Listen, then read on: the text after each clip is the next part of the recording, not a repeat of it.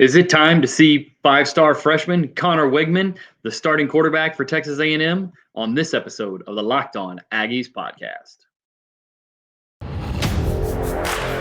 You are Locked On Aggies, your daily podcast on the Texas A&M Aggies, part of the Locked On Podcast Network, your team every day.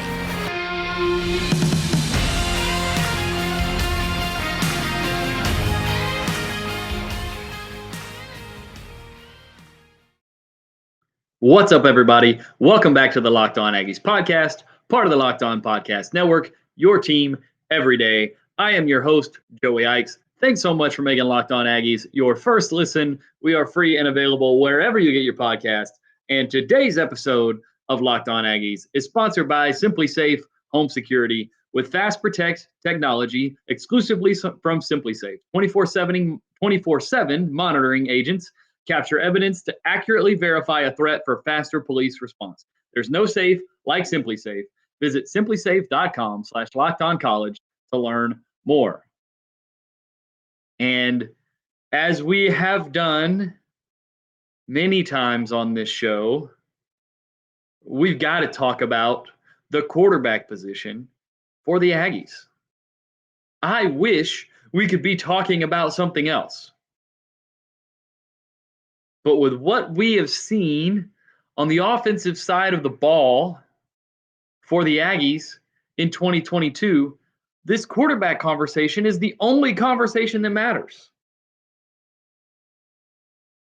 They are averaging 205 yards and 1 touchdown throwing the ball on offense this year. 205 yards and 1 touchdown. You just can't win in major college football throwing for 200 yards a game in the year 2022.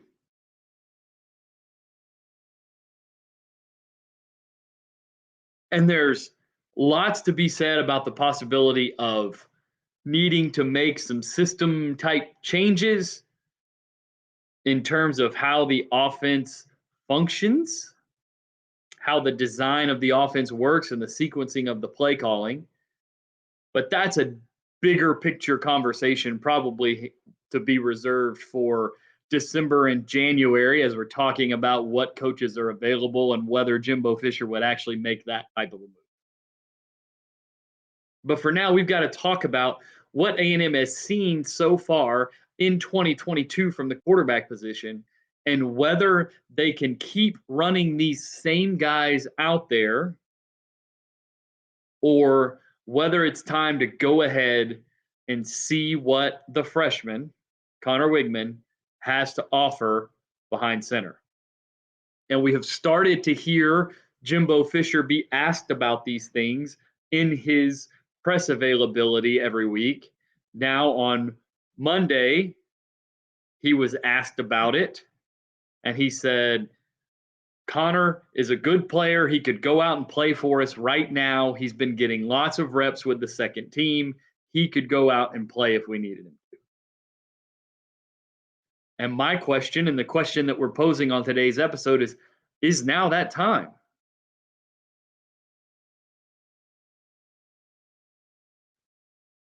And part of the reason why that conversation has to happen now, and why we have to have the conversation, is because of two factors. The first one is Haynes King, who started the season as the quarterback in basically 3 starts, looked completely panicked and like he just wasn't ready. And you can't just sit around and wait on him. And excuse me, he had 2 starts. He's played in 3 games now. And Max Johnson, who has started 3 games, brought a little bit more poise to the game, But when it comes to navigating the pocket, and anytime there's anything less than perfect pass protection, turns into a completely negative play or a completely wasted play for A&M. And luckily, thanks to our friends at Pro Football Focus, they track these sorts of things. We have the ability to quantify these ideas that Haynes King is much more likely to attempt a big time throw. He's much more likely to go for the big play, but he's also much more likely to create turnovers. For example, Haynes King has 71 dropbacks on the year. Max Johnson has 94. So about one extra game, which makes sense. One extra game worth of dropbacks for Max Johnson. In those dropbacks, Max Johnson in 94 dropbacks, according to Pro Football Focus, has thrown 2 turnover-worthy plays, which is considered a pass that has a high percentage chance to be intercepted or a poor job of taking care of the ball and fumbling. So his turnover-worthy play rate is about 2%. Haynes King, on the other hand, in 71 dropbacks, has 4 turnover-worthy plays, which makes sense. He's thrown 4 interceptions. But what that means is that he's about 5.3% on his turnover-worthy play, which means he's a little over twice as likely on the same number of dropbacks to make a turnover-worthy throw than Max Johnson is. And that adds up. That makes sense based on the eye test. Haynes King is putting the ball at risk at a much more significant rate than Max Johnson is. And they both have really low big time throw rate, which is a pass with excellent ball location and timing, generally thrown further downfield or into a tighter window. Haynes King has 2 big time throws for a percentage of about 3%. Max Johnson has 1 big time throw for about 1.3%. And this is where it really gets really stark. In those 94 dropbacks, playing with what most would consider to be a better offensive line because of the fact that you have Bryce Foster back playing over Matt Wyckoff. You got some settlement and some experience happening from the young players at other spots in the line. You could argue, and probably should argue, that the level of opponent is higher that Max Johnson has played against, as he played against Arkansas and Mississippi State, as well as Miami. Those are 3 pretty significant upgrades in terms of competition from Appalachian State and Sam Houston State. But either way, in 94 dropbacks, Max Johnson was pressured 46 times. Haynes King in his 71 dropbacks pressured 22 times. But this is where it really gets stark and really gets drastic. On those 46 pressures, Max Johnson was sacked 11 times. Haynes King sacked only twice, which means that basically a quarter of the time, almost 24% of the time, if you get pressure on Max Johnson, you're going to sack it. And sacks are, especially for a team like A&M that doesn't generate huge plays in the passing game all that often,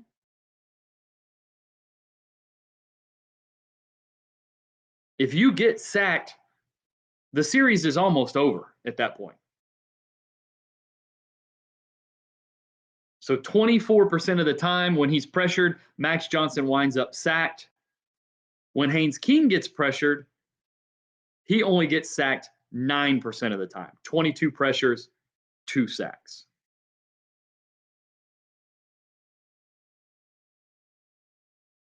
And you can't even say that Haynes is more likely to scramble and avoid a sack than Max is, because Max has 11 scrambles and Haynes only has 5. So what this means is that it means that Max Johnson has what should and could be considered in this A&M offense a fatal flaw in the pocket, navigating pressure. It starts before the snap, identifying where the pressure could be coming from, setting the protection, knowing what the offensive line is going to be doing, having the same, seeing plays the same way as the center, and the mechanics of who calls the protection differs from team to team, and probably even from quarterback to quarterback within the team. But they're not identifying pressure well. They're not handling schemes well up front. And the quarterback the last few games, Max Johnson, has not at all done a good job of handling that pressure. And he's even done a good job, as I talked about yesterday, he's done a good job, which is not a good thing, of generating pressure and putting himself in danger. Stay tuned right after this for why Haynes King has a similar flaw in his game, putting the ball in danger. And if you want to make sure you're not in danger, you have to check out Simply Safe. The numbers don't lie. In the last decade, over 4 million people have chosen Simply Safe home security to protect their home. You don't earn the trust of that many people without doing something right. At Simply Safe, your safety is the only thing that matters. They protect you with cutting-edge security technology powered by 24/7 professional monitoring agents who always have your back. With 24/7 professional monitoring, Simply Safe agents will call you the moment a threat is detected and dispatch police or first responders in an emergency, even if you're not home or can't be reached. Simply Safe blankets your home in protection with advanced sensors for every room, window, and door. HD security cameras for inside and outside your home, smarter ways to detect motion that only alert you when a threat is real, and even hazard sensors that instantly detect fires, floods, and other threats to your home. Our monitoring experts use proprietary advanced response technology to visually confirm when a break-in is real, so you get the highest priority police dispatch. Customize the perfect system for your home in just a few minutes at simplysafe.com/lockedoncollege. Save 20% on your Simply Safe security system when you sign up for an interactive monitoring plan and get your first month free. Visit simplysafe.com/lockedoncollege. That's simplysafe.com/lockedoncollege to learn more. There is no safe like Simply Safe. So we know what the critical error or the critical flaw is in Max Johnson's game at this point. He creates pressure for himself too often. And when he creates pressure, he fails to either escape that pressure or get the ball out before that pressure can convert to sacks at far too high of a rate. So what about Haynes King? This conversation should be relatively quick and easy because it's the same conversation we had when the ball was turned over to Max Johnson in the first place. And I didn't do this on purpose, but I used the term turn the ball over because that's the flaw.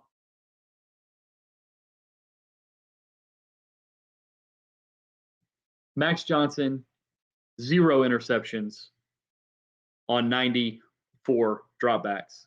Haynes King, 4 interceptions on 71 dropbacks. And now you're going to argue, and Jimbo Fisher even said it in his press conference when he was asked about Haynes King's performance on Saturday, that, hey, the ball gets tipped. Haynes didn't necessarily do anything wrong. When there becomes a trend over multiple games that a quarterback puts the ball in danger, it becomes the quarterback's responsibility to protect the football better. And that means keep the ball from being put in a position where it can be tipped by a defensive back or tipped by a linebacker. Put the ball where your guy can get it or where nobody can get it. Now, the other side of the way Haynes King plays is his average depth of target, or how far down the field the ball is thrown when he throws the ball. On average, whether complete or incomplete, is 10.8 yards for Haynes King compared to 8.2 for Max Johnson. That's a significant difference. It's basically a 25% difference from Max to Haynes.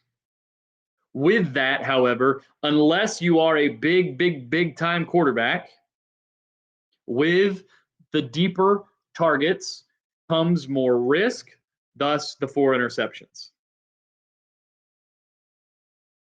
Both guys have had 4 balls dropped. Haynes just puts the ball at risk too much. And we saw, and we've talked about, the deer in the headlights type of look when we talk about Haynes too often.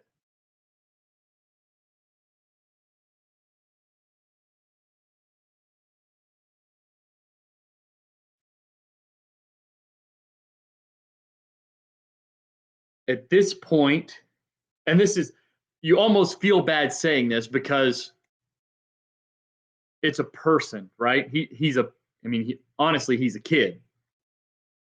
But at this point, you can't put Haynes King out there on the field right now and expect to be competitive in big games. But Max Johnson's injured also. So what do?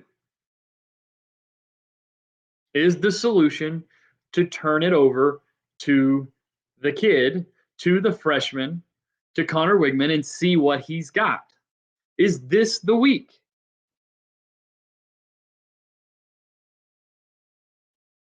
Maybe. Maybe not. We'll talk about that here in just a moment. We got to figure out what we're going to do at quarterback. But if you haven't figured out that you need to try Built Bar Puffs yet, you are depriving yourself of one of life's greatest joys. And guess what? There's a new flavor. Delicious, indulgent cookie dough covered in chocolate. That's right. Built has done it again. This is going to be your new favorite. Cookie dough chunk puffs have a light and chewy texture, real cookie dough chunks, and of course, they are covered in 100% real chocolate. All the joys of eating cookie dough without the hassle of making it. Plus, it's healthy for you. Cookie dough chunk puffs are only 160 calories, and they have a whopping 15 grams of protein. Run to Built.com and snag a box for you and the family. It will be the perfect treat. Or find a good hiding place and hoard them for yourself. Just like all Built bars, they're covered in 100% real chocolate, which means they're healthy and tasty. Chocolate-covered cookie dough with a light, fluffy texture. So good. What's great about Built is that all their bars are made with collagen protein, which your body absorbs more efficiently and provides tons of health benefits. Eat something that tastes good and is good for you. You're going to love the new cookie dough chunk puff. Whether you need a snack for your workout, a late night treat, or just need to grab a quick bite, Built is the perfect protein bar, and they taste better than a candy bar. Ditch the calories, fat, and sugar. Grab yourself a Built bar. Go to Built.com, use promo code LOCKEDON15 and get 15% off your order. Use promo code LOCKEDON15. And is this the time to bring Connor Weigman into the fold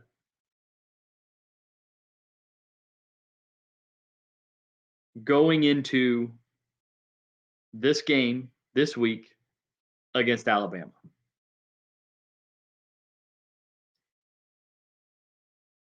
I don't think you can afford to do that at this point. Max Johnson is injured. We see NFL quarterbacks deal with this bang their hand on the helmet type of injury rather often. We saw the frustration and everything from Max Johnson on the sideline it would be extremely hard to believe that we're going to see him come out 7 days later and play and be ready to compete. But I also don't think that you can throw Connor Weigman to the wolves of the Alabama Crimson Tide this week. I think it has to be later. You do have to see what Connor Weigman has this season, because you've got to know how big of a priority quarterback is going to be going into the 2023 class and the transfer portal and all of that. Because if you play Connor Weigman and he's the guy, and Haynes King decides to stay at A&M and be the backup, you have a backup. If Connor Weigman plays this season and looks completely overwhelmed, you have to go to the portal or go to the recruiting class and really, really, really hit a home run with a quarterback. Or you're looking at 2023, the year that is supposed to be and has been talked about as A&M's real year, once all of these freshmen and last year's class, the 2022 class and the 2021 class, have a chance to grow up a little bit, build in another high-quality 2023 class, and now this is when you have a chance. But if you're going into 2023 with the same quarterback questions that you have in 2022, you have failed as a coach and you have failed as a football program to find an answer. So you have to get Connor Weigman into the game this year. But you just happen to be going up against a Heisman finalist who's a defensive pass rusher.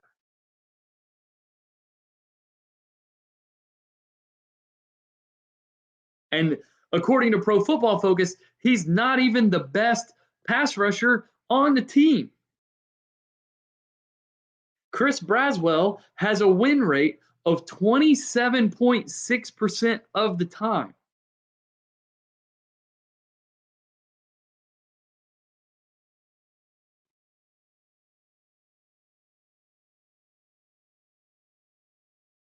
And when you factor in just true pass sets, he and Will Anderson both have win rates in the neighborhood of 35%. DJ Dale, a defensive interior player, a defensive tackle, has a win rate at 36% on true pass sets. The sample size is a lot smaller there for sure. But Will Anderson has 110 pass rush snaps.